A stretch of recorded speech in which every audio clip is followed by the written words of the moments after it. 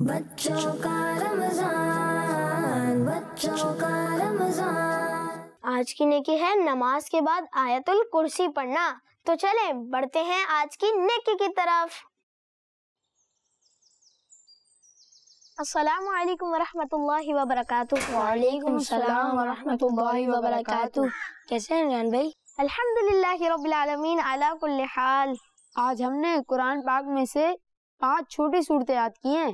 ارے آج تو میں نے بھی قرآن پاک سے آیت الکرسی یاد کی ہے۔ آیت الکرسی تو قرآن پاک کے 3 پارے میں۔ بالکل صحیح کہا۔ ہمیں بھی آیت الکرسی کے بارے میں کچھ بتائیں۔